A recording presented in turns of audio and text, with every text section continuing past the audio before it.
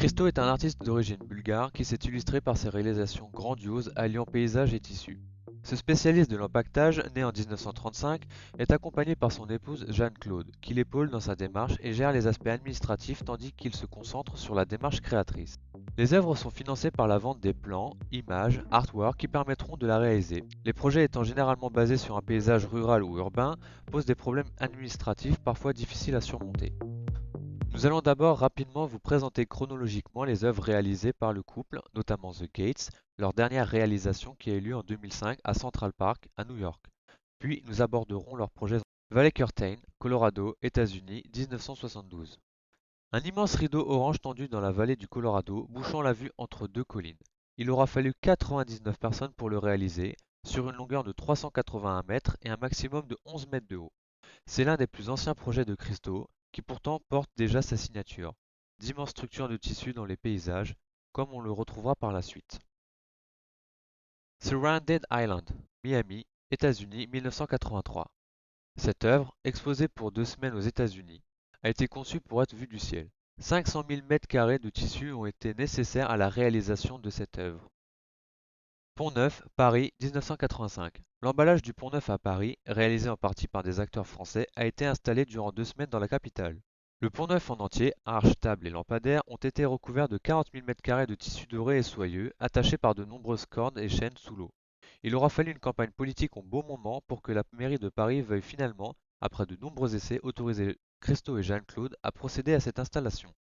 La signification de cette installation vise à continuer la tradition du Pont-Neuf, qui depuis sa construction, en 1606, sous Henri IV, n'a cessé de se voir ajouter des décorations.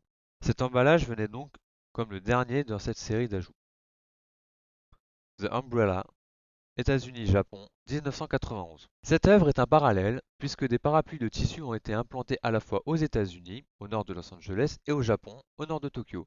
Ces parapluies donnent l'impression que le décor est une grande terrasse à l'échelle du paysage. On retrouve la signature de Christo et Jeanne-Claude, des tissus à couleurs relativement vives au sein de la nature.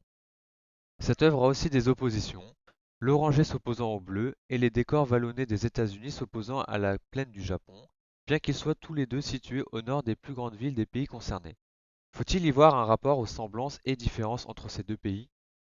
Rapted Reichstag, 1995. Il aura fallu 24 ans pour mener à bien l'emballage du Reichstag, dont un an de réalisation pure. Comme pour le Pont-Neuf, la structure entière du bâtiment est emballée d'un tissu, cette fois bleu. Cette œuvre est une des seules à avoir été financée par les artistes eux-mêmes et non par les ventes de dessins, croquis et autres. The Gate, New York, 2005. Cette installation est plus discrète que les précédentes et prit place dans le célèbre Central Park de New York. Des centaines de portes, gates, structures plastiques portant des tissus jaune-orangé évoquant les temples japonais sont alignées le long du chemin du parc.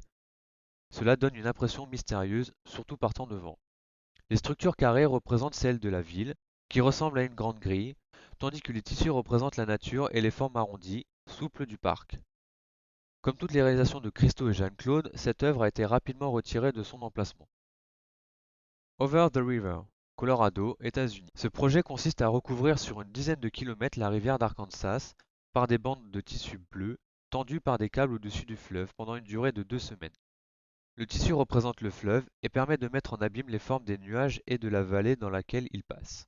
Un projet qui prend son origine en 1992, où les recherches pour le site commencent. La fin de la réalisation est estimée pour 2011 au plus tôt, car des problèmes administratifs sont rencontrés. En effet, il semble que l'État du Colorado ne soit pas partant pour ce projet, et les artistes se voient obligés de financer des expertises pour le convaincre. The Mastaba of Abu Dhabi, Émirats Arabes Unis. Cette immense pyramide de 150 mètres de haut sera entièrement constituée de barils de pétrole. Elle a la forme du mastaba, tombeau de l'antique Égypte pour enterrer les personnages importants. Cela est donc un lien ironique entre le passé de ce pays et son activité économique actuelle, le pétrole, qui est en même temps un poison pour la planète. On peut donc y retrouver un lien avec le tombeau. Conçue en 1977, cette œuvre n'a pour but qu'elle-même et n'est pas prévue pour, contrairement aux réalisations, être rapidement détruite.